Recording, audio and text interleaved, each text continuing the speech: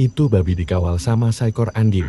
Saya kaget, dan refleks itu, bambu langsung saya pukulin ke babi itu sama anjing, dan malah kena anjingnya sambil menjerit. Anjing itu langsung lari, dan hilang.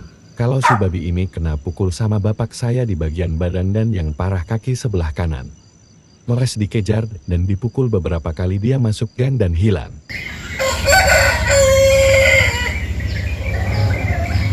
Keesokan harinya, tiba-tiba sekitar jam 10 pagi datanglah Pak Iman ini, sambil mengendarai motor dengan kaki kanan berdarah, serta bengkak memar, dan nemuin bapak gua, untuk minta dipijit kakinya dengan alasan dia jatuh dari motor. Dari situ dipijitlah sama bapak gua tanpa berpikir panjang, dan karena waktu itu nggak kepikiran serta sedikit gak sadar kalau semalam ada kejadian babi ngepet, dan kena pukulan di kaki kanan sama bapak gua.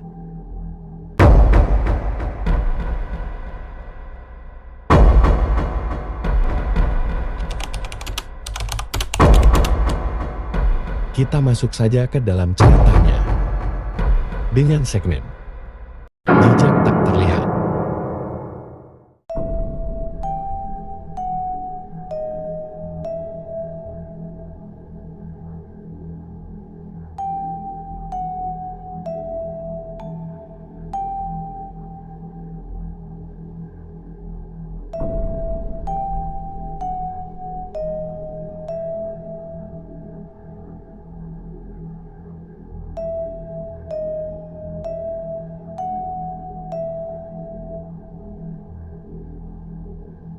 Assalamualaikum warahmatullahi wabarakatuh.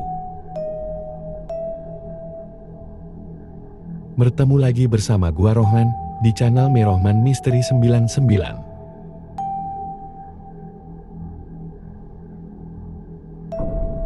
Kali ini lagi dan lagi gua akan bercerita tentang pengalaman pribadi gua yang gua alami sebelumnya. Kali ini tentang babi ngepet yang pernah meresahkan warga di kampung gua.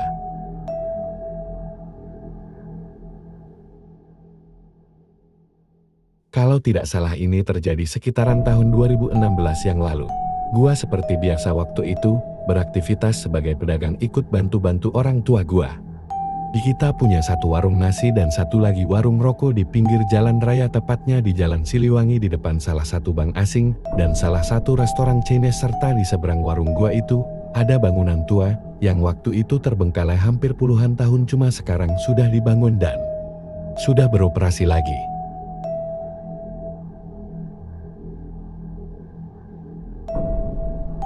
Gua bersama ibu dan bapak gua setiap hari dari jam 6 pagi hingga jam 10 malam berada di warung di jalan raya tersebut. Jadi tidak tahu berita atau pembicaraan yang lagi ramai di dalam kampung. Singkat cerita, ada salah satu orang tua kira-kira berumur 40 tahun, dia mengendarai sepeda motor dan mampir ke warung gua. Kita sebut namanya Pak Iman. Nah, dia berhenti di belakang warung gua saat itu, kalau tidak salah hari Sabtu, di mana kalau hari Sabtu perkantoran bank asing itu tutup, jadi kalau ada yang mau mampir bisa diparkir di depan perkantoran tersebut. Setelah Pak Iman ini turun dari motor dan menghampiri gua sambil memesan kopi sama rokok serta bertanya, "Bapak mau mana?" Dia gua jawab, "Ada apa di dalam kamar mandi? Gigi mau ngambil air buat stok nanti." Setelah gua buatin kopi dan ngasih rokoknya, dia duduk di tangga perkantoran di belakang warung gua. Setelah beberapa menit kemudian, bapak gua muncul dari dalam kamar mandi sambil bawa ember berisi air bersih. Setelah keluar dan bersalaman dengan Pak Iman ini, bapak gua pergi lagi sambil membawa ember berisi air bersih untuk ditumpahkan ke penampungan buat stok nanti. Karena bapak gua belum beres dan belum sempat ngobrol sama Pak Iman ini, jadi Pak Iman ini lanjut memesan makan juga sama ibu gua sembari nunggu bapak gua beres ngambil air bersih itu. Tidak lama kemudian, setelah Pak Iman beres makan dan bapak gua beres juga, lanjut mereka ngobrol berdua di tangga kecil di depan perkantoran yang tutup tepat di belakang warung gua. Tak lama mereka lagi ngobrol, datanglah security penjaga parkiran di gedung bertingkat yang kosong, di mana gedung bertingkat yang kosong itu di lantai dasar ada tempat penyimpanan mobil warga dan mobil perkantoran juga. Gedung itu berada di seberang warung gua dan security itu bernama Pak Cahaya. Setelah datang security Pak Cahaya itu, mereka ngobrol menjadi bertiga dan Pak Cahaya memesan kopi. Saat itu gua tahu itu, cuma gak tahu obrolan mereka, karena tidak baik untuk menguping orang tua. Setelah beberapa jam kemudian, tepat jam 5 sore security ini pergi ke pos jaga beliau, dan Pak Iman, setelah membayar semua makanan, kopi sama rokok, beliau pun pergi. Setelah mereka pergi, gua tanya bapak gua, "Pak, yang tadi itu Pak Iman?" Bapak gua menjawab, "Iya, Pak Iman yang ngontrak pas belokan, yang mau ke rumah kita." Kata gua, "Oh, yang ngontrak di rumah Aji Untin dia." Bapak gua menjawab lagi, "Iya itu." Gua tanya lagi ke bapak gua, "Emang Pak Iman ngontrak sama siapa saja? Dan mereka orang mana aslinya?" Dia itu ngontrak sama anak istrinya, perempuan satu lelaki satu. Kalau orang asli mananya kurang tua persis, tapi pernah bilang kalau beliau asli Sunda di salah satu kota di Jawa Barat. Kata gua, "Oh gitu Pak, pantas bahasa Sundanya lemes ya." Tak lama gua lagi ngobrol terdengar azan maghrib. Setelah gua ngobrol sama bapak gua lanjut pergi ke kamar mandi buat ambil air wudhu dan sholat maghrib di dalam perkantoran yang libur itu. Karena sekuritinya gua pada kenal semua, sampai staf kantor juga. Jadi waktu itu gua sama keluarga gua alhamdulillah dipercaya sama orang-orang kantor sama orang pemilik gedung. Beberapa jam kemudian, bapak gua sama ibu gua beres-beres untuk tutup warung. Kita pulang ke rumah jam 10 malam. Sesampainya di rumah kita istirahat. Ketika lagi istirahat di dalam rumah, tiba-tiba salah satu kakak gua yang rumahnya tepat di bawah rumah gua. Karena rumah gua 3 tingkat, kakak gua ini masuk rumah dan duduk di antara bapak dan ibu gua, dan saat itu gua juga ada di situ. Setelah kakak kedua gua duduk, dia cerita, kalau di kampung sebelah ada yang hampir setiap malam-malam tertentu, ada warga kehilangan uang di rumahnya, dan sempat ada yang lihat seekor babi juga di malam itu. Kakak gua lelaki semua, kecuali ada yang perempuan satu-satunya. Terus bapak gua bilang, kata siapa? Kakak gua menjawab, kata warganya Pak. Beberapa warga di kampung kita juga pada dikasih tahu supaya hati-hati dan waspada. Terus kata bapak gua, insya Allah sama keluarga kita tidak akan berani. Kata gua, tetap aja harus hati-hati, takutnya itu babi ngepet beneran bukan isu ya. Kata kakak gua, kalau salah satu warga lihat babi di tengah malam dan di dalam kampung perkotaan, juga bisa itu babi ngepet ga, mungkin ada yang melihara babi beneran. Setelah kakak gua bercerita begitu, dia izin pamit untuk pulang ke rumahnya, dan gua sama orang tua gua istirahat dan tidur.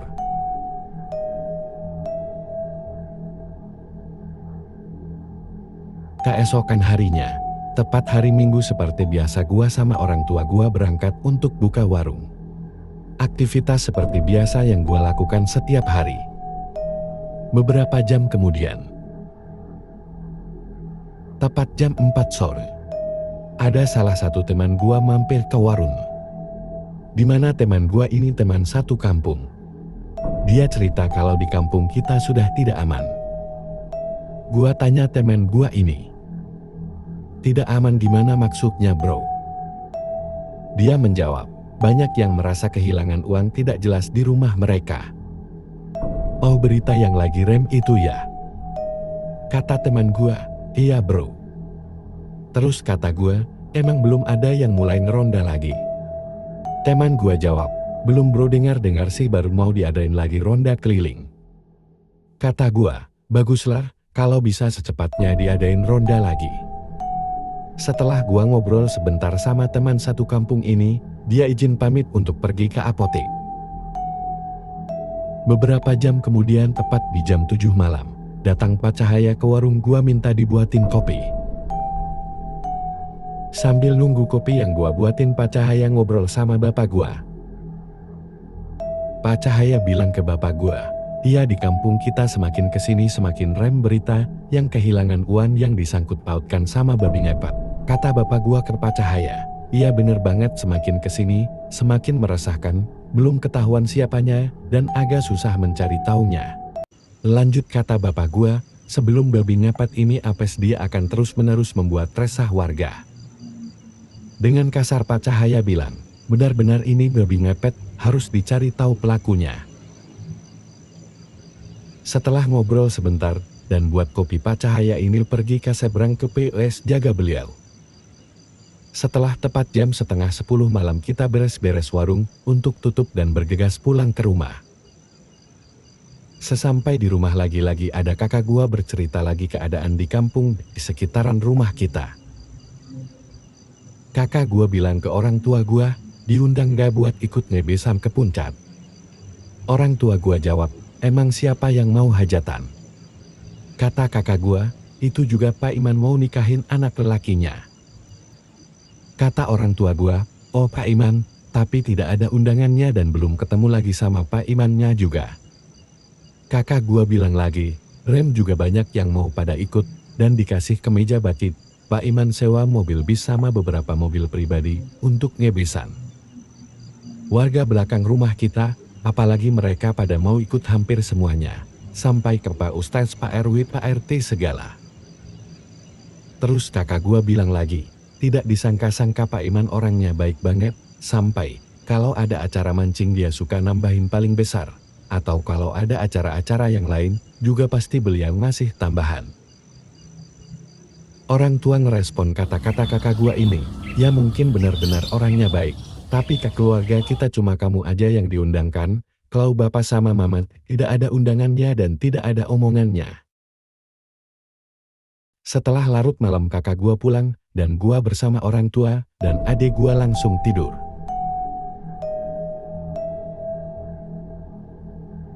Keesokan harinya, tepat jam 10 pagi ada Pak Iman datang sambil mengendarai mobil. Beliau turun dari mobil dan nemuin bapak gua juga.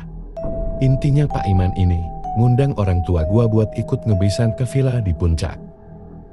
Setelah dikasih tahu dan bapak gua tanya emang, kapan Pak Iman ngebesannya? Pak Iman menjawab, hari Minggu besok Pak. Kata bapak gua, oh iya insya Allah dia tidak janji. Setelah memberitahu bahwa Pak Iman mau ngebesan, beliau langsung pergi lagi mengendarai mobil. Gua tanya bapak gua, Pak itu Iman ngajakin ngebesan bukan? Kata bapak gua, iya bapak disuruh ikut ngebesan minggu depan cuma bapak kayaknya gak bisa ada keperluan lain. Terus kata gua, kalau gak bisa tidak apa-apa, lagian tidak ada surat undangannya juga dan sudah ada anggota keluarga yang mewakili ini si A. Gua tanya lagi ke bapak gua, Pak tiba-tiba kok Pak Iman punya mobil ya? Bapak gua menjawab, iya itu mobil kredit cuma jarang dipakai sama Pak Iman. Terus gua bilang lagi, kok rumah ngontrak, motor punya, dan mobil kredit baru. Kerjanya cuma di pasar.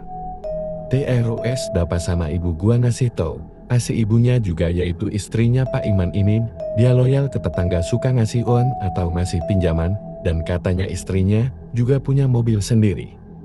Terus kata gua, hebat juga ya Pak masih ada orang seperti itu. Dan ibu dan bapak gua juga ngasih tahu kalau istrinya Pak Iman ini jarang keluar rumah juga. Tidak lama gua ngobrol sama orang tua gua, tiba-tiba Pak Cahaya mampir sambil bawa gelas kosan yang mau diisi kopi. Setelah gua ambil gelas itu dan gua isi kopinya, Pak Cahaya ngobrol dan nanya ke bapak gua, Pak diundang gak sama Pak Iman ngebesan minggu depan?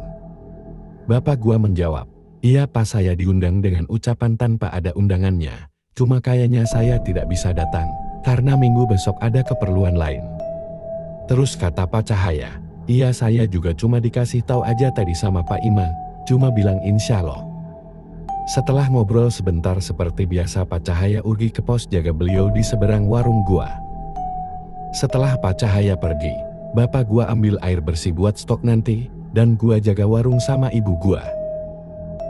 Gua sempat berpikir dan curiga sama Pak Iman beserta keluarganya. Sebelumnya mereka ada di kampung gua, dan sebelum mereka tinggal, serta ngontrak di kampung gua tidak ada kejadian aneh-aneh, apalagi teror babi ngepet.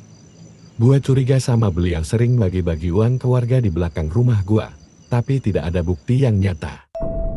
Setelah masuk malam hari tepat jam setengah 10 kita beres-beres seperti biasanya. Kita tutup warung dan bergegas pulang. Sesampai di rumah langsung kita tidur. Singkat cerita 1 minggu kemudian. Tepat hari Minggu seperti biasa gue dan orang tua gue jualan. Dan sebagian warga pada ikut dan pergi ngebesan antar Pak Imam ke salah satu villa di puncak. Anak muda dan grup mancing mereka sampai ustaz pada ikut semua. Karena bapak gua pergi ada urusan jadi gua sama ibu gua ada di warung. Setelah beberapa jam kemudian, tepat jam setengah 5 sore, bapak gua datang sambil bawa bambu kuning yang lumayan panjang. Dan gua tanya Pak itu, bambu kuning buat apa? Bapak gua menjawab, ini bisa dijadikan buat penangkap atau melumpuhkan hal-hal yang dianggap mistis. Salah satunya babi ngepet yang masih meresahkan warga di kampung kita. Terus kata gua, oh gitu Pak. Tidak lama kemudian saat bapak gua lagi memotong bambu kuning itu Pak Cahaya menghampiri ke belakang warung gua di mana ada bapak gua itu. Pak Cahaya bertanya sama bapak gua, Pak itu dapat dari mana bambu kuningnya? Bapak gua menjawab, itu di belakang rumah yang punya ruko atau perkantoran ini. Kata Pak Cahaya, oh di situ, boleh bagi dong sepotong buat di rumah Pak. Setelah dipotong beberapa bagian, Pak Cahaya dikasih 1 potong, sisanya dibawa ke rumah buat nanti malam berburu babi ngepet itu. Singkat cerita, ketika kita sudah pulang dan sudah ada di rumah. Kakak gua yang ikut ngebesan itu ada di rumah dan bercerita lagi tentang acara ngebesan tadi siang bersama Pak Iman dan sama sebagian warga. Kakak gua bilang, acaranya ramai sekali dan hampir semua warga di kampung kita itu ikut Pak. Kat bapak gua, iya baguslah, bapak gak bisa ikut karena ada perlu hari tadi itu. Karena gua ada di antara mereka sambil gua pegang bambu kuning yang diambil bapak gua tadi. Langsung kakak gua tanya, man itu bambu kuning? Gua menjawab, iya tot ngambil bapak tadi sore, tadinya ada 4 potong. Cuma diminta 1 sama Pak Cahaya buat di rumahnya. Kata kakak gua, buat apa emang bambu kuning itu? Gua menjawab, iya buat babi ngepet tanyain aja sama bapak. Dari situ bapak gua bilang juga, iya itu bisa buat melumpuhkan babi ngepet dan bisa buat penangkal juga di rumah. Kata kakak gua, oh begitu Pak. Setelah mengetahui itu kakak gua juga minta bambu kuning itu buat di depan rumahnya. Setelah kakak gua bawa bambu kuning itu, gua dan orang tua gua tidur. Singkat cerita beberapa hari kemudian, kalau tidak salah hari Senin malam Selasa sekitar jam 2 malam, saat gua dan orang tua gua pada tidur. Bapak gua terbangun di jam tersebut untuk buang air kecil. Setelah kembali dari kamar mandi bapak gua mendengar. Bapak gua mendengar suara aneh dari arah luar rumah. Diintip ke sebuah celah pintu, ada seekor anjing kecil sama seekor babi lewatin rumah gua. Setelah lewat rumah, gua anjing sama babi itu hilang entah kemana. Setelah tahu ada seekor anjing sama babi itu, keesokan harinya tepat jam 11 malam gua, bapak gua dan kakak gua serta 1 anak tetangga ada di dalam rumah gua. Anak tetangga ini bilang, di lapangan kemarin ada yang lihat juga babi itu sama di pinggir rumah Pak RT yang di pinggir sungai. Kata gua, oh gitu, iya sih hari-hari ini. Kalau malam itu suasananya merinding, tidak seperti biasanya ya. Terus gua tanya ke anak tetangga gua ini, bro katanya di lapangan sama warga, yang di belakang lagi pada jaga malam ya. Kata dia, iya pada jaga malam, cuma warga yang di belakang itu, dia jaga di dalam rumah mereka. Jadi kalau misalkan ada suara, yang mencurigakan seperti ada suara anjing sama babi mereka bergegas keluar rumah, dan mereka kejar. Nah kalau untuk yang di lapangan itu mereka pada begadang anak-anak muda semua dan beberapa orang tua juga. Kata gua, baguslah ya bro, kalau jaga malam semua, kita berburu babi ngepet. Tidak lama kemudian, anak tetangga ini keluar rumah gua dan jalan ke arah sebuah lapangan, di mana banyak anak-anak muda berkumpul di situ. Dan kakak gua juga pergi ke rumahnya bilangnya sebentar. Tepat di malam itu juga, suasana malam berubah menjadi mencekam.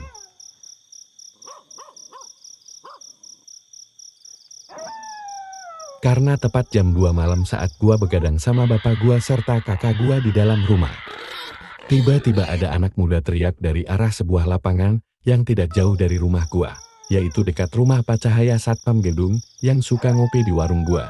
Karena saat itu Pak Cahaya tidak ada di rumah karena tugas malam. Salah satu pemuda teriak dengan kencang. "Woi babi itu, woi babi nyepet itu." Saking kencangnya suara anak-anak muda sampai terdengar ke rumah gua. Setelah mendengar suara teriakan tersebut, gua bergegas lari ke arah lapangan, yang dimana di sana sudah banyak anak-anak muda dan orang tua yang sedang memegang kayu. Begitu sampai lapangan, semua melihat ke arah sebuah selokan besar di lapangan tersebut, yang dimana selokan itu ke arah atas rumah gua, dan ternyata babi itu masuk selokan dan menghilang. Dari situ gua kembali nunggu di depan rumah gua, dan sebagian pemuda dan orang tua tadi yang di lapangan itu, dia berpencar keliling kampung. Setengah jam kemudian, di malam itu juga, ketika gua di depan rumah sama kakak gua, dan beberapa pemuda kampung gua juga ada di situ. Tepat jam 2:30, terdengar suara seekor anjing sama seekor babi di sekitaran dekat rumah gua. Dan tiba-tiba sosok anjing bersama babi itu muncul dari arah gang kecil rumah warga tidak jauh dari rumah gua. Itu babi dikawal sama seekor anjing. Saya kaget, dan refleks itu, bambu langsung saya pukulin ke babi itu sama anjing, dan malah kena anjingnya sambil menjerit. Anjing itu langsung lari dan hilang. Kalau si babi ini kena pukul sama bapak saya di bagian badan dan yang parah kaki sebelah kanan. Meres dikejar dan dipukul beberapa kali, dia masuk gang dan menghilang. Di situ ramai lagi dan dicari lagi hingga waktu subuh tidak muncul kembali.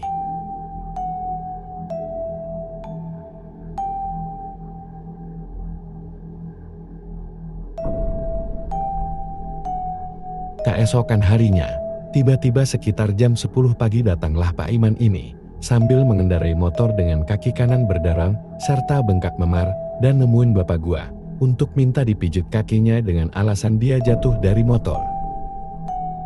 Dari situ dipijitlah sama bapak gua tanpa berpikir panjang, dan karena waktu itu gak kepikiran serta sedikit gak sadar kalau semalam ada kejadian babi ngepet dan kena pukulan di kaki kanan sama bapak gua. Habis dipijit, Pak Iman bilang ke bapak gua gini, "Pak, makasih ya." Bapak gua menjawab, "Iya sama-sama Pak." Setelah dipijit Pak Iman izin dan pamit pulang. Kata bapak gua, "Iya Pak, cepat sembuh ya." Setelah Pak Iman pergi, gua tanya bapak gua, "Pak, itu Pak Iman kenapa ya kakinya sebelah kanan?" Bapak menjawab, "Katanya sih semalam jatuh dari motor." Terus kata gua, "Oh jatuh dari motor, kok lihat motornya gak kenapa-napa. Dan kok aneh ya jatuh dari motor bisa gitu, memar bengkak ada birunya juga, kayak luka dipukul itu mah Pak." Setelah gua bilang begitu ke bapak gua menyadari dan bilang, "Oh iya, apa jangan-jangan Pak Iman ini?" Saat bapak gua bilang gitu, gua langsung bilang juga, "Iya Pak, apa jangan-jangan pelaku babi ngepet itu Pak Iman ya?" Terus bapak gua bilang lagi sambil mengecilkan suaranya, "Jangan suuzon dulu, belum ada buktinya yang jelas." Terus gua bilang lagi, "Itu kakinya yang tadi malam dipukul sama bambu kuning Pak, tiba-tiba minta dipijit ke sini, sedangkan tukang pijit kan banyak, dan itu kakinya gak ada luka jatuh dari motor. Motornya juga baik-baik aja." Terus kata bapak gua, "Iya benar juga sih, kalau kena pukul harus minta obat sama yang mukulnya." Kata bapak gua, "Ya udah biarin aja, kita gak punya bukti buat memperjelasnya. Nanti juga ketahuan sendiri sama warga yang sering dikasih uang, yang sering main sama dan dekat sama dia." Setelah gua ngobrol sama bapak gua lanjut jaga warung sama ibu gua, dan bapak gua pergi ke POS jaga di seberang warung. Singkat cerita, beberapa minggu kemudian, tepatnya malam hari saat gua sama orang tua gua ada di rumah, kakak gua yang rumahnya di bawah rumah gua datang dan masuk rumah, dan gak lama cerita apa yang terjadi setelah sebelumnya ramai babi sama anjing itu kena pukul beberapa warga. Dari kejadian itu Pak Iman tidak kelihatan batang hidungnya. Setelah dilihat ke kontrakannya, itu sudah kosong. Kosong tidak berpenghuni. Terus kakak gua ngasih tahu juga, kalau ada yang ngasih tahu, tolong cek kontrakannya, di situ ada lilin, sajen, buku, kain hitam buat dipakai menutup badan saat malam hari. Terus kata kakak gua, kontrakannya itu digeledah sama Ustadz bareng RT-RT setempat dan beberapa warga sekitar. Ternyata benar, ada lilin, sajen, buku tebal, kain hitam di kontrakan itu, di mana kontrakan itu bekas didiami sama Pak Iman sekeluarga.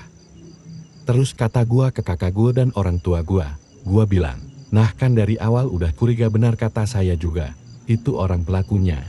Iming-iming baik banget sama tetangga, baik banget sama beberapa warga, ternyata dia pelakunya. Terus kata gua, barang-barang itu diapain ah? Kakak gua menjawab, buku kain dibakar, setelah dibakar dibuang sungai sama Ustaz, sama RT RW juga. Terus gua tanya lagi, ada videonya gak pas nemu barang-barang itu?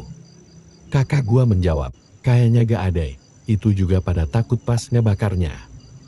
Gak lama bapak gua bilang, ya alhamdulillah, kalau sudah ketahuan pelakunya, dan sudah lari dari kampung kita ya, semoga mudah-mudahan tidak lagi ada seperti itu di kampung kita ini. Iya Pak, amin. 1 jam kemudian, kakak gua pulang dan gua istirahat bersama orang tua gua. Dari kejadian itu, sampai sekarang alhamdulillah tidak ada lagi seperti itu di kampung kita. Di malam yang kelam, ku berjalan sendirian. Di bawah sinar rembulan, ada rasa yang tak terungkapkan. Siluet bayangan muncul tanpa suara. Miro, mana kau datang?